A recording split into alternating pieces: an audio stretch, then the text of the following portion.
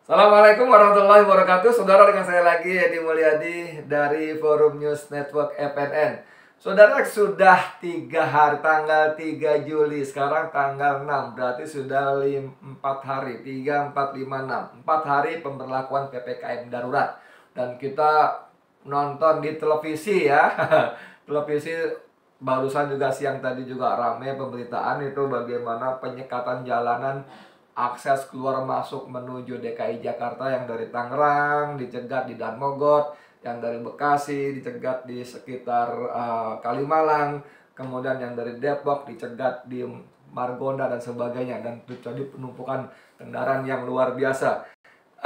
Saya tidak ingin mengomentari terlalu jauh tentang PPKM ini, walaupun kalau kita lihat di video-video yang beredaran di grup-grup WA kita, itu memang kondisinya jadi sangat crowded. Dan saya membayangkan saudara, kalau saya jadi orang yang ikut lewat di situ entah pakai motor, saya buru-buru misalnya ya, harus kerja atau apa, kemudian ditahan oleh petugas petugas PPKM darurat ini, mungkin saya akan emosi gitu loh. Ini pas saya mau keluar rumah cari makan untuk anak istri saya gitu. Sementara petugas juga bilang ini peraturan, tidak boleh gitu ya. Mungkin paginya, mungkin jam setengah 7, terus segala macam jam 9, para petugas itu masih bisa melayani tepatnya memang ya, melayani masyarakat rakyat dengan cara yang sebaik-baiknya gitu ya. Dia juga kan, Pak, mohon maaf ini nggak boleh, peraturannya begitu, begini, Bapak silakan putar balik segala macam. Tapi Anda bisa bayangkan nggak, kalau itu berlangsung terus sampai siang, sampai sore gitu kan petugas manusia juga. Entah Satpol PP, entah polisi, entah tentara gitu loh. Mereka kan punya batas stamina juga. Secara fisik mereka lelah, dan secara emosi, mohon maaf, ini luar biasa. Bermenit setiap saat orang datang marah-marah sama Bapak nggak tahu, Bapak. Masya Allah, saya mencoba membayangkan kalau saya jadi petugas, saya udah angkat tangan, saya nyerah, saya mendingan berhenti bekerja sebagai petugas ini, atau mungkin dipecat, daripada saya emosi dan kemudian terjadi hal-hal yang tidak diinginkan. Karena sebagai aparat, kalau saya sampai terjadi clash fisik dengan rakyat, kan lucu juga gitu ya, kasihan gitu loh. Semuanya salah, saya kira semuanya salah. Rakyatnya salah memaksa masuk, kemudian petugasnya pun bisa disalahkan. Anda harusnya sopan, persuasif. Iya, yang ngomong begitu kayak di dalam ruangan, di meja, AC-nya enak, bisa nonton TV, denger musik, bisa ngomong. Anda mesti aparat, ingat harus sopan, tegas tapi sopan. Gimana caranya tegas tapi sopan? Maksud saya di lapangan ya. 1 jam, 2 jam pertama mungkin oke, tapi menurut saya sebagai manusia yang penuh dengan kelemahan, mereka pun akan punya batas-batas maksimal, baik secara psikis maupun fisik, Dan itu, aduh, kasihan sekali. Dan kita memang akhirnya kalau kita nonton siaran berita sorenya, sudah berubah tuh suasananya tuh, sikap-sikap petugasnya. Nah, hal-hal seperti inilah yang menurut saya mungkin tidak diantisipasi oleh para petinggi yang membuat aturan main. Tadi siang saya mendengar Kapolda Metro Jaya Fadil Imran mengatakan bahwa dari pengalaman ini kami dengan Pangdam akan membuat aturan baru, bagaimana supaya orang-orang yang harus bekerja, yaitu di sektor esensial, di sektor kritikal, tetap bisa lanjutkan perjalanan. Nanti kami akan buat jalur-jalur khusus untuk sektor-sektor pegawai, karyawan, sektor esensial dan kritikal. Ini kan menunjukkan satu, memang bagus Kapolda dan Pangdam mau memantau langsung sehingga tahu apa yang terjadi di lapangan. Kemudian dari situ Kapolda dan Pangdam akan melihat beberapa persoalan yang terjadi dan mencoba mencari solusinya. Bagus sekali. Tapi mohon maaf, Kapolda dan Pangdam kan cuma beberapa menit di lokasi gitu loh. Di lokasi, ya setengah jam top dah, 1 jam. Tadi saya dengar di televisi, Pak Kapolda dari mana tadi ya, kemudian dia akan bergerak ke dari barat, tadi di Daan Mogot bersama Pangdam ya, tadi berita siang tadi. Kemudian dari situ dia akan bergerak ke Margonda kalau nggak salah penyekatan di sana. Itu yang saya maksud saudara, bahwa Kapolda bergerak pasti dengan pengawalan, apalagi Pangdam kan, sehingga dia lancar-lancar aja. Walaupun jarak dan Mogot Cengkareng ke Depok Margonda tuh bukan jarak dekat, tapi karena dengan pengawalan dan memang jalan lebih lengang mungkin lebih cepat. Dan aku yakin, Pangdam dan Kapolda tidak akan berlama-lama di lokasi. Sementara anak buahnya di lapangan itu saya katakan tadi, Masya Allah. Untuk titik ini saya harus mengakui salut. Salut kepada para petugas, entah dari Satpol PP, entah dari Dishub, ada Dishub juga tadi ya, ada Dishub, Dinas Perhubungan, entah dari tentara, entah dari polisi, salut. Kalian kerja luar biasa, saya salut. Cuman memang saya juga, mohon maaf, saya juga rada-rada memaklumi kalau kemudian kalian di lapangan merasa terpancing juga. Karena dari gimana pun capek, lelah dan sebagainya. Menghadapi omelan rakyat yang terus-menerus datang, tidak putus-putusnya, walaupun tadi di berita sudah lebih lengang disebut, ada reporter mengatakan kalau sebelumnya antrian bisa sampai 2 km, tadi cuma 200-300 meter. Tapi kan antrian dalam jumlah yang seperti itu kan luar biasa, saudara. Nah, saudara sekalian, ini jadi PPKM ini kan sebetulnya, kembali lagi, mohon maaf, PPKM itu sebetulnya tidak perlu terjadi otot-ototan di lapangan kalau warga, rakyat bener-bener disiplin di rumah, gitu kan? Nggak usah keluar rumah. Mau sektor apapun, kecuali lah, oke lah, sektor esensial kritikal, oke lah, monggo silakan ya. Monggo, tapi konstruksi nggak usah, konstruksi keluarin lagi. Nah, ini tidak perlu terjadi bersetigang, bahkan terjadi sampai kerumunan juga kemarin hari-hari pertama. Bahkan tadi pun ditayangkan di stasiun Bojong Indah kalau nggak salah ya. Bojong Gede ya. Bagaimana antrian penumpang sampai ke pinggir jalan raya, bukan lagi di dalam stasiun.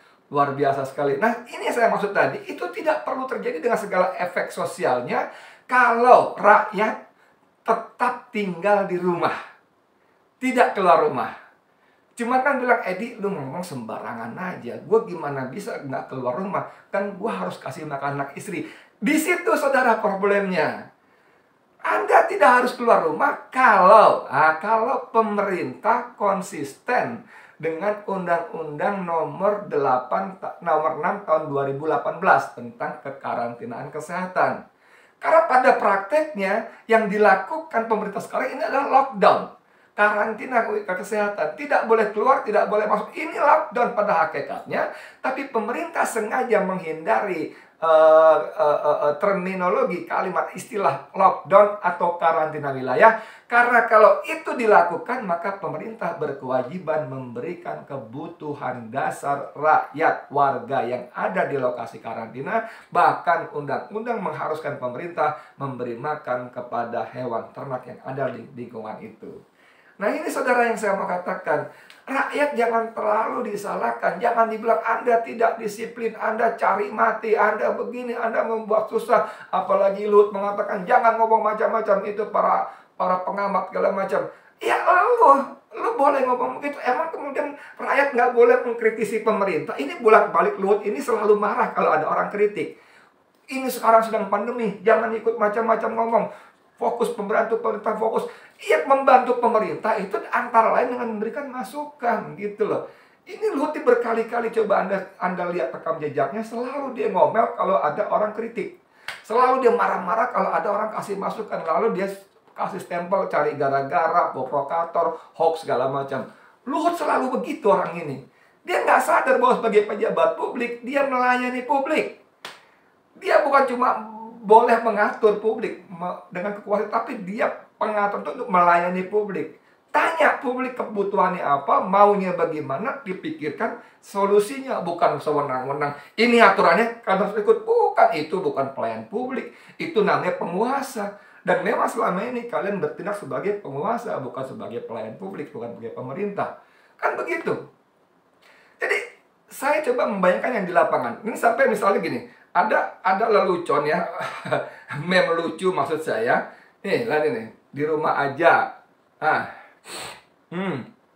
Anda mau ngomong apa dengan meme seperti ini? Ini guyonan, tapi ini terjadi, saudara sekalian. Ya, ada laki-laki botak pakai jas dasi, hebat memang. Dia disuruh oleh istrinya keluar rumah karena anak istrinya makin apa. Lalu di jalanan dia ketemu petugas, pulang, disuruh pulang ya. Kerja sana, mau makan apa anakmu? Kemudian di jalanan, pulang sana, sudah dibilang jangan keluar rumah. Ini lelucon, tapi ini fakta real. Dan ini masih bagus yang ditunjukkan laki-laki sepertinya eksekutif atau pejabat atau apa nggak tahu, pakai jas, pakai dasi. Ini masih lumayan gitu loh. Coba kalau ada video ini saya baru dapat tadi. Saya bisa gila, Bapak Jokowi. Kasihani saya cari uang susah. Gak dapat bantuan apa-apa. Sekarang seperti ini, ya Allah. Ya sampai tanyakan ke panitianya, dia sudah prosedur belum? Ya Allah. 10 jam dari Surabaya seperti ini, ya Allah. Polisi. Kasihani saya.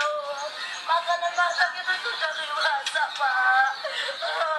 Saya orang kecil gak tahu apa-apa, Pak.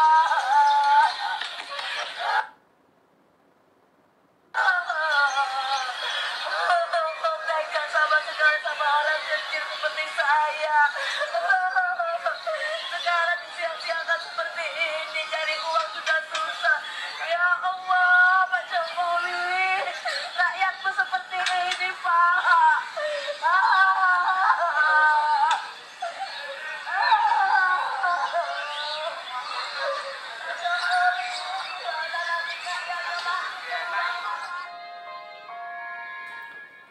Saudara sekalian, kalau nonton ini, kita mau salahkan siapa? Tadi ada seorang ibu bersimpuh sampai memegang sebuah tiang, mungkin tiang tenda kali ya, menangis merintih-rintih seperti itu di hadapan seorang petugas polisi. Dan seorang petugas polisi berdiri dengan tangan di belakang. Dia tanya, sampai tanyakan panitia dong, sudah memenuhi prosedur atau belum? Ini kalimat ini kan kita nggak tahu dalam konteks apa, tapi sepertinya kalimat ini kan menyalahkan si ibu. Tapi kita juga tidak bisa menyalahkan si polisi itu. Dia bisa apa? Dia cuma petugas di lapangan. Dia dapat perintah dari komandannya. Kalau kamu bertugas, kamu begini-begini. Wes, itu aja.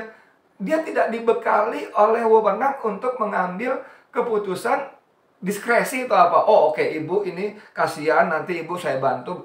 Dia tidak diberi wewenang seperti itu. Mungkin karena pangkatnya terlalu rendah, hanya petugas lapangan. Jadi pada satu sisi polisi ini memang salah, coba. Kemudian dia berbalik meninggalkan si ibu tadi dengan tangan tetap di belakang. Sepertinya cuek. Tapi saya mencoba memahami si polisi pun ini pasti sedang bingung. Dia harus berbuat apa? Dia mau menolong bagaimana? Mandat dia, wewenang dia cuma sebatas menjaga, bertugas di lapangan. Tapi coba kalimat-kalimat ibu ini apa enggak membuat kita miris? Pak Jokowi, 10 jam saya dari Surabaya. Berarti dia menempuh jarak jauh. Itu masakan sudah dimasak, sudah matang. Sekarang disediakan. Dalam pikiran saya, ibu ini penjual makanan. Warung atau apa, nggak ngerti saya. Tapi dengan kalimat itu dalam pikiran saya berarti petugas, entah Satpol PP, entah polisi, entah tentara, merampas dagangan si ibu dan itu membuang atau apa sehingga berantakan, sehingga itu makanan sudah dimasak. Pak Jokowi, ya Allah, gitu. Ini merintih, saudara. Dan rintihan seperti ini bukan cuma ibu ini. Ini loh maksud saya gitu loh. Saya sekali lagi tidak menyalahkan kalian yang bertugas di lapangan. Tidak, betul-betul tidak. Kalian sudah luar biasa dengan segala macam kelemahan kalian, dengan segala keterbatasan kalian. Kalian luar biasa. Kalau misalnya saya bertugas, saya tidak yakin bisa sebaik kalian. Betulan. Sungguh, tulus saya mengatakan begitu. Tapi memang itulah saya bingung menyebutnya apa gitu loh. Karena ini bermula dari aturan main yang ngawur.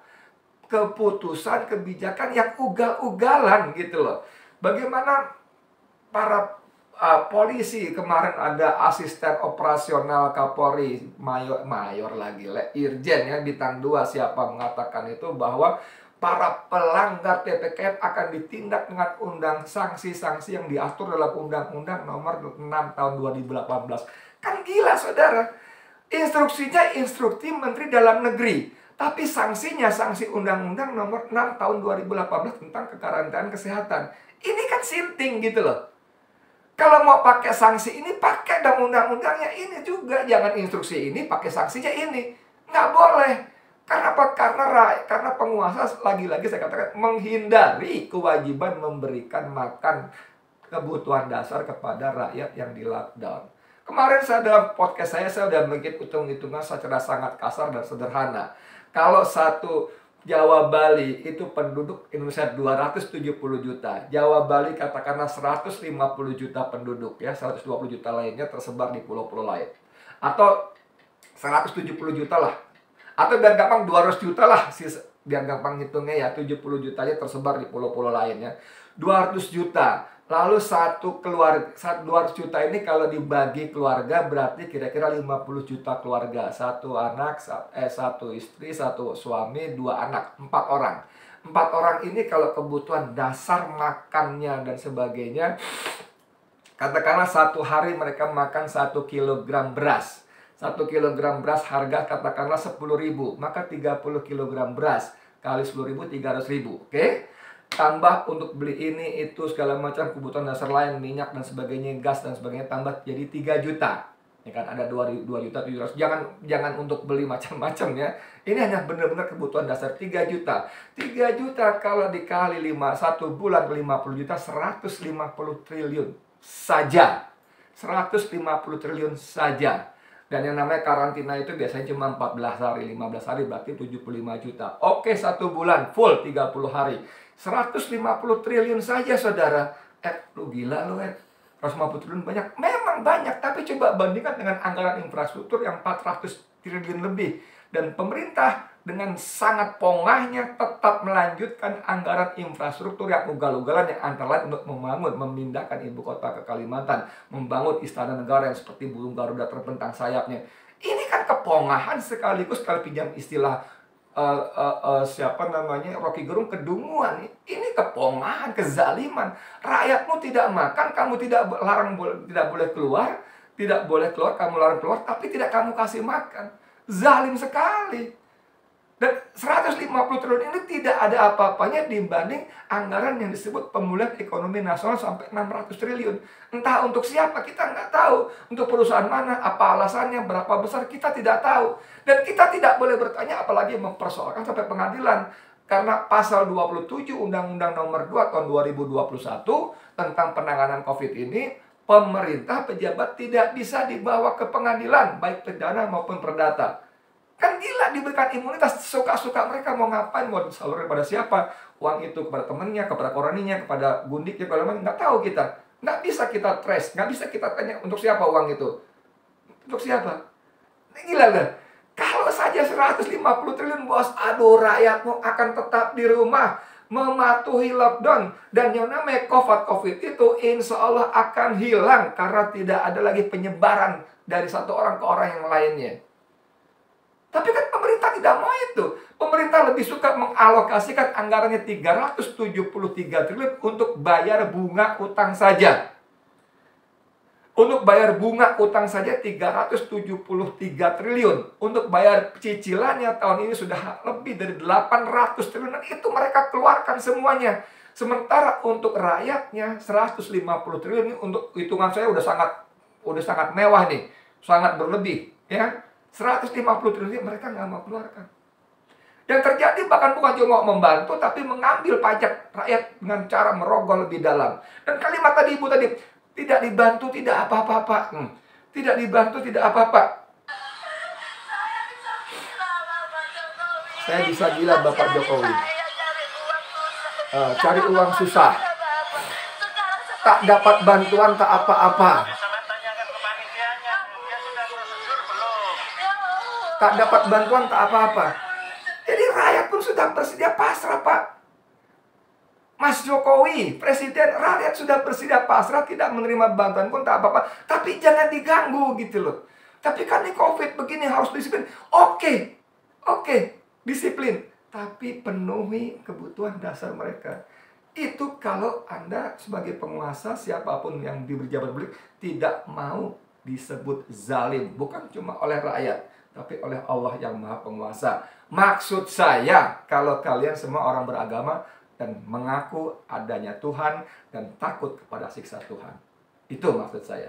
Kecuali kalian semua tidak beragama, Tuhan sudah tidak mati dan tidak peduli dengan aneh siksa, azab neraka dan lain-lainnya. Silakan. Kecuali kalau begitu. Ya. Saya Edi Mulyadi untuk FNN. Assalamualaikum warahmatullahi wabarakatuh.